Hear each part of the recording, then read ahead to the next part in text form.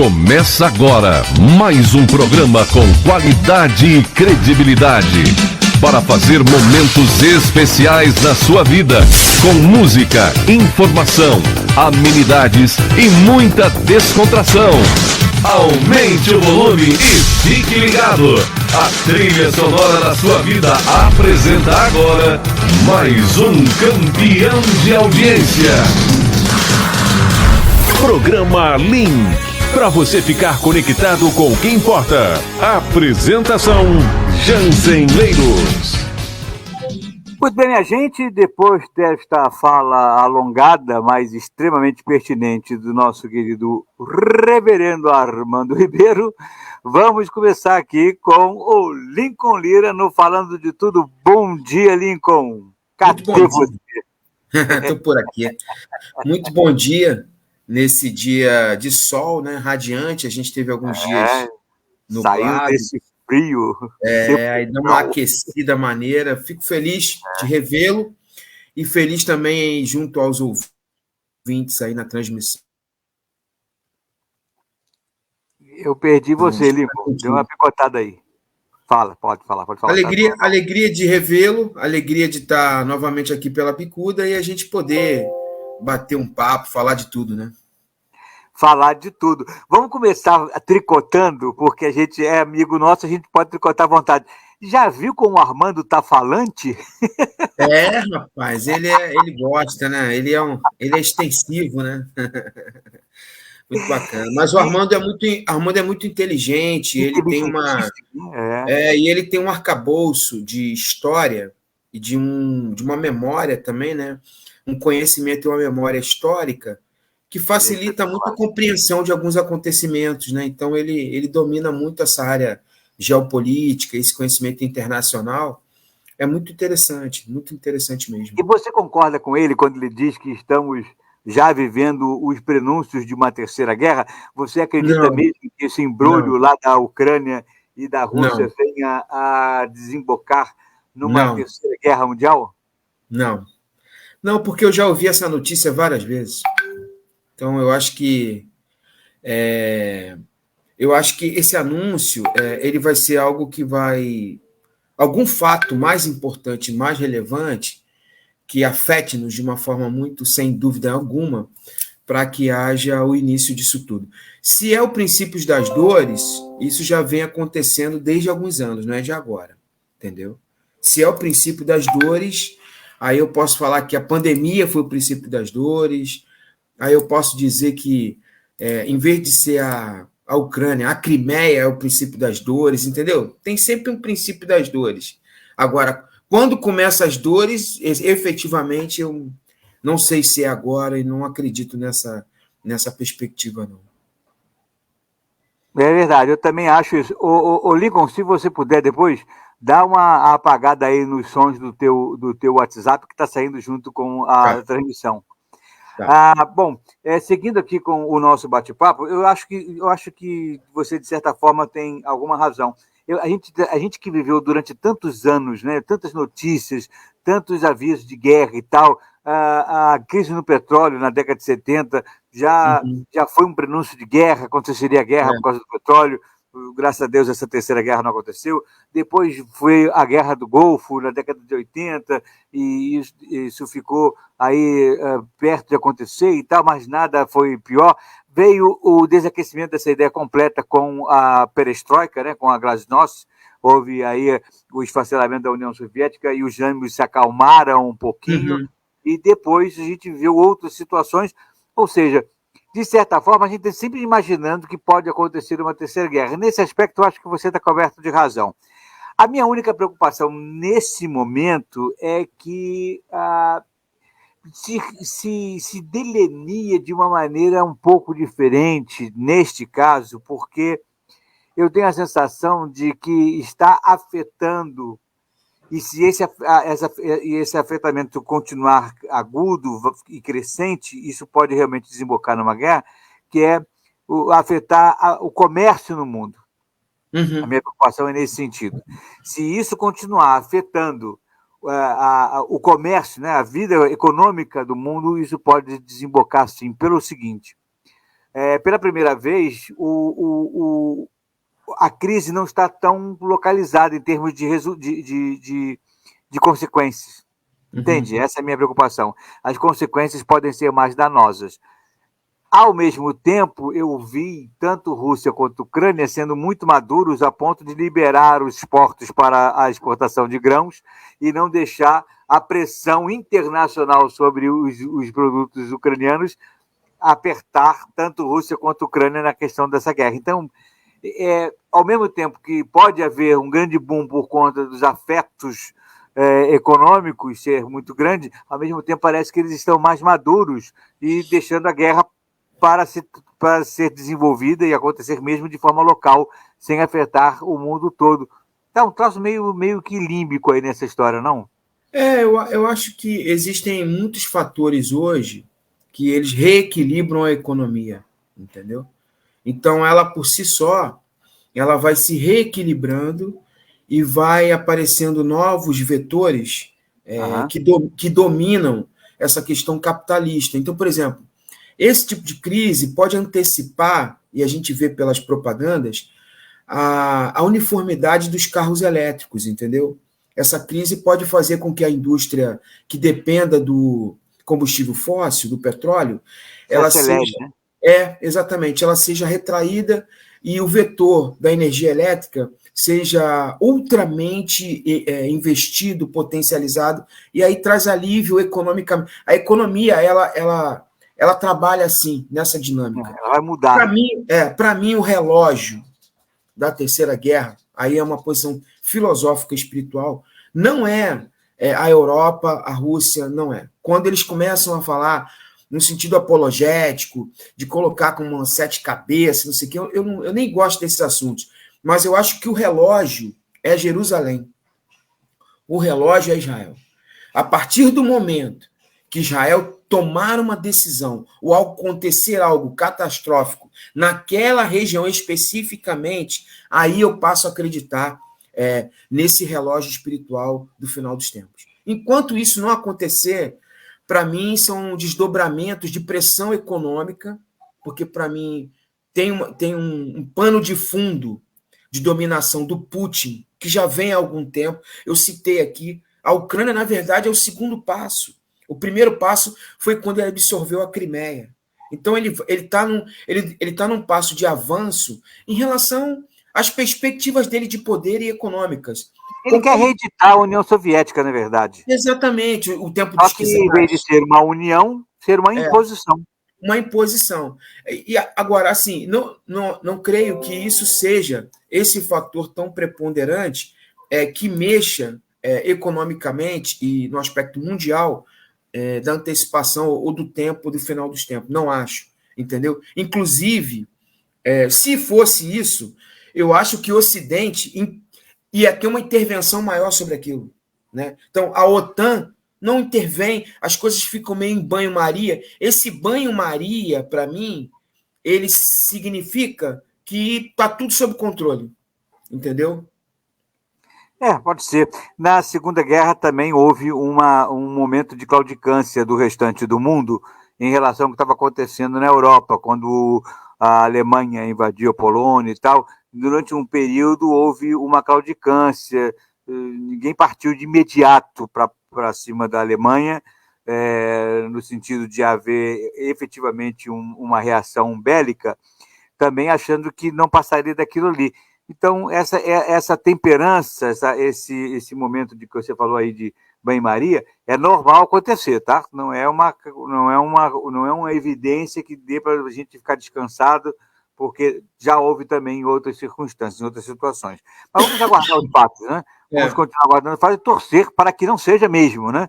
Sim. Torcer para que a nossa análise esteja equivocada e que não haja mesmo guerra nenhuma e que logo em seguida, aí, daqui a amanhã, depois, isso acabe e a vida volte ao normal no leste europeu.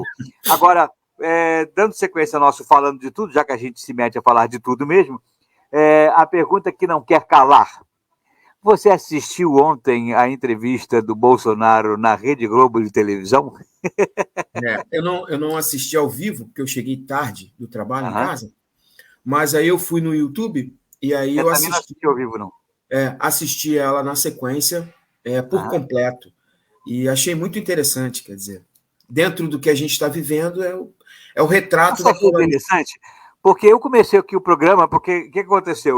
Eu recebi 390 mensagens no meu WhatsApp, tanto no meu WhatsApp pessoal quanto o WhatsApp da rádio, pessoas querendo saber, tanto pessoas de esquerda quanto pessoas de direita, querendo o que você viu a entrevista, o que você vai falar amanhã na rádio, né? Achando que eu fosse falar alguma coisa de proveitoso ou para alhos ou para bugalhos. E, na verdade, nem a grego nem a troianos. Eu decepcionei ambos porque, para mim, foi mais do mesmo. Na verdade, a entrevista de ontem quase que reeditou a entrevista de 2018. Assim, praticamente. Globo sendo Globo e Bolsonaro sendo Bolsonaro. É uma entrevista muito polarizada, com perguntas muito tendenciosas. Agudas, né? Espetando. E eu depois eu vi um início de um debate na Globo News sobre a entrevista. Aí é mais absurdo ainda, os comentários são muito... Porque quando você vai comentar, você poderia ter uma neutralidade, né? Se na entrevista não tem, no comentário poderia ter. Não tem. Pelo contrário, se na entrevista não tem, no comentário terá muito menos. Muito pior. Agora, eu achei, sinceramente, é difícil, né, falar, mas eu achei o Bolsonaro mais preparado para as perguntas. Sim, como se ele soubesse exatamente o que seria perguntado. Vai ser perguntado, claro. E ele usou uma técnica que me lembrou o Brizola, entendeu? Que é uma técnica populista, que em alguns momentos não responder a pergunta. Mas acho interessante, porque ele não detinha essa técnica. Ele não detinha. Não detinha. Ele ficava... Se a Globo achou que ia encontrar o Bolsonaro tacando pedra como antes... Não tacou. Não achou. Não tacou. Inclusive... Isso não achou. E foi uma bobagem, né? Uma ingenuidade, porque achar que o cara em 4 anos não ia se preparar para esse momento, né? Mas eu acho que esse é um problema da nossa realidade. É subestimar as pessoas, né? Eles subestimaram, entre aspas, né? Subestimaram nas últimas eleições, porque era um candidato que ninguém dava valor. Improvável. Improvável. E agora subestimaram também nas perguntas, provocações assim, até se usando de uma inteligência, facilmente respondidas. Até porque algumas coisas, a imprensa, ela não detém um conhecimento, né? É incrível. Como ele fala de algumas coisas que a imprensa desconhece. Quanto foi investido para o negócio da Covid, em que período chegou as vacinas, eles desconhecem, porque eles estão tanto numa linha de acusação que eles desconhecem os fatos. Aí eles só falavam os fatos. Olha, a parada saiu em dezembro, a gente estava vacinando em janeiro. A gente é um país que está acima de outros países, até países do primeiro mundo. E no aspecto econômico, aí ele tirou onda. Falou, a crise é mundial e a gente está numa deflação. Quer dizer, então... Agora, tentando manter a neutralidade, eu não gostei desse aspecto que só fica no nível da acusação, né, da agulhação e tal. Então, é aí que eu falo a você. Eu acho que a Globo ontem perdeu a grande oportunidade de levantar o nível do processo eleitoral. Era o momento em que ela, como maior potência de comunicação nacional, né, e à frente de diversos conglomerados de comunicação mundo afora, ela deveria ter aproveitado esse momento para elevar o nível da campanha eleitoral, né, o nível do processo eleitoral, e poderia ter começado assim: olha, presidente, nos últimos 4 anos aconteceram essas coisas e o Brasil está nessa situação. Como candidato à reeleição, o que é que o senhor pode trazer para a gente aí de execuível para frente, né, de possível, e o que é que o senhor entende que não deu certo no seu governo? Pronto, joga a bola para volta para ele, né? Exatamente. E deixa ele falar. Agora, agulhando, você bota o campeonato na defesa, e aí já era. E teve uma hora que eu senti uma inteligência dele assim também de, não, esse assunto, ponto final, passamos para outra pauta. Isso, na verdade, tem que ser uma atitude do entrevistador.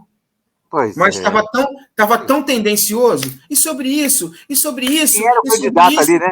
E quem era o candidato? Eu já respondi, não quero, passamos para outra pauta, quer dizer, inverteu a condição, sabe? Eu acho, aí fica muito claro esse negócio de posicionamento de acusação, né? É muito pouco validado, sabe? Tudo. Não, e tem outro aspecto que eu venho falando isso constantemente, mas parece que a gente fala para o deserto, né? Uhum. Bolsonaro, ele não é um candidato em si mesmo. Ele é um candidato resultante. Uhum. Ele é para além de si mesmo. Uhum. Ele é para além de si mesmo. Então, não adianta ficar batendo nele, porque quem vota no Bolsonaro vai votar mesmo, não vai mudar nada. Absolutamente nada. Né? Porque está para além de Bolsonaro. E isso nem a mídia, que tomou posição, e nem a esquerda entenderam até agora. E continuam tentando bater nele. E a única maneira de fazer com que Bolsonaro deixe de ser um candidato forte e que arrisque ser reeleito seria desmontá-lo. Outro aspecto que eu achei também muito tendencioso essa questão da validação das eleições, né? Lance da transparência e tal. E aí teve uma hora que ele falou assim, que a pergunta foi do Bonner, foi assim: a sua posição como presidente-chefe do Poder Executivo, você não tem condição de dizer a validade das eleições. Aí ele falou assim, não, mas eu não questionei. Agora eu comentando, Lincoln, nem o Bonner tem condição que é validado. Então, é uma pergunta assim, que não tem corpo, sabe? Porque o único órgão... Eu me faço autoridade daquilo que eu digo que você não tem autoridade. Exato, você também não tem autoridade de dizer que é limpa. Ele insistindo que é limpa, mas é limpa. Os brasileiros dizem que mas você não tem autoridade de dizer que é limpa. O único fundamento que rege a nossa Constituição é o Judiciário, o TSE, que é o Tribunal Superior Eleitoral, dizer que é limpa. Nem o Bolsonaro pode dizer que não é, nem ele pode perguntar aqui no que é. Então, sabe, é puramente de acusação do posicionamento do Bolsonaro em relação às eleições. Agora, achei também em 2 momentos, eu vi ele recuar, coisa que ele não recuava. Muito interessante. Do tipo assim, você xingou os juízes. Aí ele falou, então muda a tua pergunta, porque não é no plural. Eu xinguei um juiz. Porque esse juiz, ele detém um processo que me persegue. É um processo que a DOD já arquivou e ele voltou para a pauta, então eu xinguei esse. Então, tiro plural. Então, quer dizer, é um negócio muito, assim... Eu achei... Eu não gostei muito. Feio. Não gostei. É um negócio muito feio. Feio. Hipócrita, no sentido de que não trouxe nenhum tipo de riqueza, fica aquela picuinha. Aliás, eu recebi um comentário aqui, mais cedo, quando eu falava na abertura do programa sobre essa entrevista, está dizendo aqui, ó, a pessoa que me mandou disse que eu concordo plenamente, em número, gênero e grau. Foi uma picuinha boba em rede nacional. E é verdade. Né? Completamente. E a Ana Paula, né, também... Ana Paula não, como é que é o nome dela?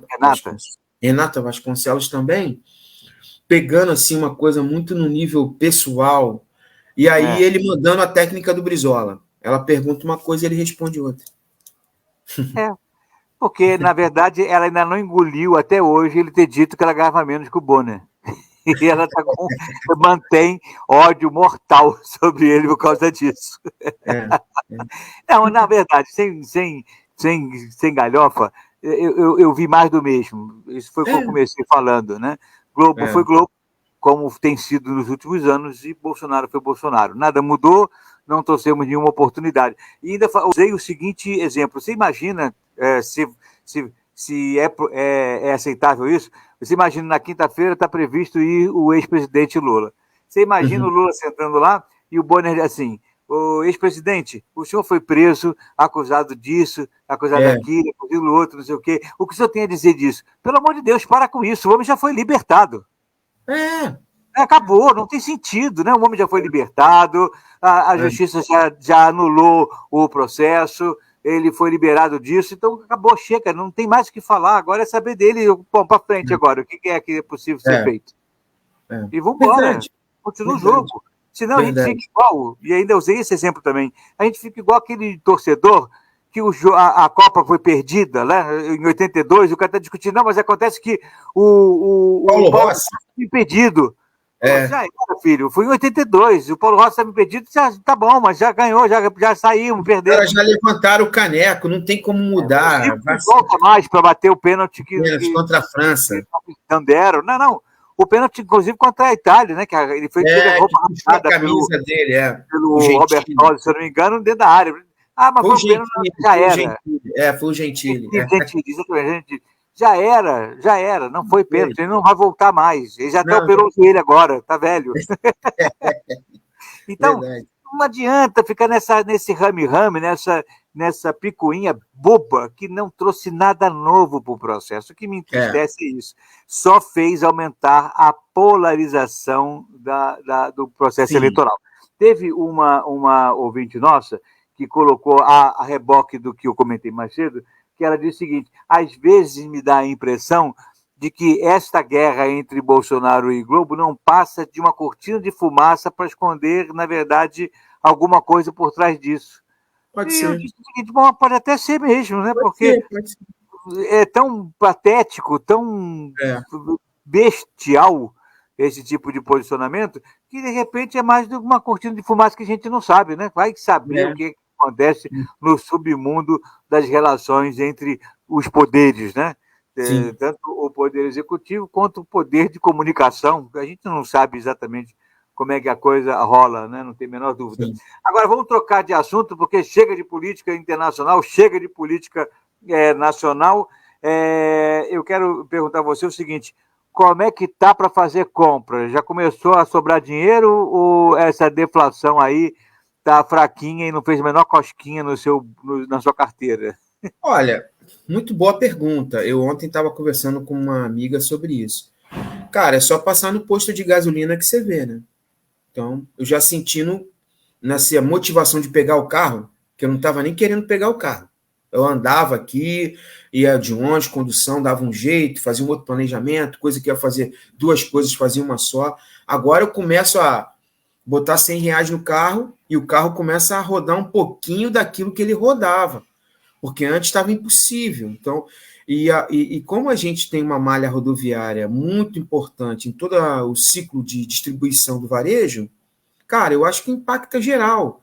E, assim, eu não tenho ido no mercado. Se eu estiver falando, talvez seja leviandade minha. Mas a minha amiga falou que algumas coisas estão com um preço menor. Mas eu sinto, na locomoção e na mobilização em relação ao trabalho, que essa questão da gasolina impactou realmente. Eu sinto o impacto de pessoas, reuniões, deslocamentos, e isso, consequentemente, deve estar impactando o varejo, com certeza. Eu acho, a sensação que eu tenho ainda, né, não tenho pesquisa feita, nem nada sustentável por números efetivos, nada científico, mas a sensação que eu tenho é que a velocidade para haver uma redução dos preços na ponta, principalmente no supermercado, não é a mesma e não será a mesma que acontece quando o contrário, né? Aumenta a gasolina e imediatamente todas as coisas aumentam, né? Mas uma outra... muito mais rápido para a inflação do que para uma deflação. E uma outra coisa que eu sinto... O ritmo do crescimento. Sim, mas uma outra coisa que eu sinto, nesse ritmo, aproveitando o seu raciocínio, eu sinto um ritmo do dinheiro circulando. Eu não sei se você repara isso. O dinheiro estava parado, pelo menos em relação a mim. Eu sinto o dinheiro passar. Recebimentos, pagamentos, uma movimentação diferente do que estava no início do pós-pandemia. Pandemia parou tudo. No pós-pandemia estava um pouco travado. Eu sinto agora uma fluência, sabe? Valores correntes, a gente estuda isso na contabilidade. São valores correntes, as pessoas fazendo transações, eu pagando, recebendo e tal. Esse tipo de circulação, eu sinto uma dinâmica maior. Olha, eu concordo com você, eu também estou sentindo o dinheiro passar, só que ele continua passando, não para de jeito nenhum. É melhor passar do que não passar, né? Ele não está parando de jeito nenhum na minha frente, ele está só passando, eu estou assistindo ele passar em brancas nuvens. Existem dívidas, existem despesas de passivo que a gente tem que acertar. Eu concordo, mas antes ele nem passava. Sabe? Não, é verdade. É melhor pingar do que secar, né? Exatamente, mas eu sinto diz pingar. O provérbio popular. Isso é uma outra realidade que eu observo. Eu sinto o dinheiro pingar, entendeu? Coisa que há algum tempo eu não sentia isso, não. Maravilha. Bom, para a gente chegar no finalmente do nosso bate-papo, eu quero te agulhar, como sempre, não posso esquecer. E o Botafogo? Caramba, o Botafogo, com outro empate, a galera está muito chateada. A galera está muito chateada aí com o treinador, né, que é o Luiz Castro, porque o time parece que tem muita dificuldade de avançar, né? Foi feito os investimentos, o elenco melhorou um pouco, os salários estão em dia, mas o time não reflete isso em campo. Ele pegou os 2 últimos da tabela, que é o Atlético Goianiense e o Juventude, e não conseguiu ganhar. Um ele pegou em casa, outro ele foi na casa do adversário, mas para esses times isso pouco importa, são times assim, não é que sejam ruins, mas são times fracos dentro do nível da primeira divisão, né? Da Série A do brasileiro. O Botafogo não consegue ganhar dos caras. Então, assim, a torcida está muito insatisfeita com o treinador, está muito insatisfeita em ele dar resultado daquilo que tem sido investido. Aí a gente tem que aguardar. Eu, assim, estou um pouco assim, meio desiludido. Eu achei realmente que o time ia melhorar, mas eu realmente não vejo essa melhora. Ele já está há alguns meses treinando a equipe, e a equipe não tem um padrão, principalmente de ataque, assim, ela tem uma ligeira robustez ali na defesa, uma ligeira criatividade no meio, e um ataque muito improdutivo. Então, quando o time enfrenta defesas consolidadas, ele tem muita dificuldade de marcar gol, entendeu? Então, não sei. Estou assim meio desiludido. Não acho que falta pela condição do Botafogo, não acho que falta elenco também, não? Não, o elenco melhorou. Eu acho que não. O Botafogo é fraco de elenco. Não. O elenco, você está equivocado. O elenco é legal. O elenco no nível. O elenco ele é no nível assim, da metade da tabela da Série A. Não, quando eu estou falando de elenco, Lincoln, eu estou falando de 23 jogadores, 24 jogadores. Ele tem um elenco. Ele está com um elenco melhor. Ele está com um elenco para ele estar ali na primeira página, final da primeira página. 10º lugar, 9º lugar, é o elenco do Botafogo, sabe, em relação aos outros. O que tem faltado ao Botafogo é um padrão tático para enfrentar seus adversários mais fracos. Então, por exemplo, o elenco do Botafogo em relação ao Juventude, o elenco do Botafogo é melhor, mas ele não impõe isso no resultado. O elenco do Botafogo em relação ao Atlético Goianiense, o elenco do Botafogo é melhor, mas isso não reflete em resultado. Então tem um problema ali tático, tem um problema ali do padrão de jogo da equipe, que não está refletindo o resultado. Agora, o Botafogo precisa, emergencialmente, de acontecer alguma coisa, porque senão, ele está em 14º lugar. Daqui a pouco, ele já está flertando com a zona de rebaixamento. Aí, verdade. Se ele, do meio para o final, entrar na zona de rebaixamento, aí vai ser um Deus nos acuda. Porque uma coisa é você jogar e você estando no meio da tabela. Outra coisa é você jogar lá embaixo. Porque a pressão ela é muito maior. Aí fica uma impaciência sobre o resultado que prejudica muito o time, entendeu? É verdade. Não, e não pode esquecer que, fora o Juventude, que está bem distante, né? Está bem na lanterna mesmo, você tem ali Fortaleza, Atlético Goianiense, todo mundo ali, Cuiabá, está todo mundo muito próximo. E são times que estão disputando competições pesadas, que agora vão começar a dar concentração ao Campeonato Brasileiro. O Atlético Goianiense acabou de sair da Copa do Brasil, mas ainda está disputando a Sul-Americana, com grandes chances de chegar à final. O Fortaleza acabou de ser eliminado pelo Fluminense, mas foi um jogo duríssimo contra o Fluminense, que é um dos melhores ataques do Campeonato Brasileiro. Então, vai ficar difícil se realmente deixar chegar junto da zona de rebaixamento.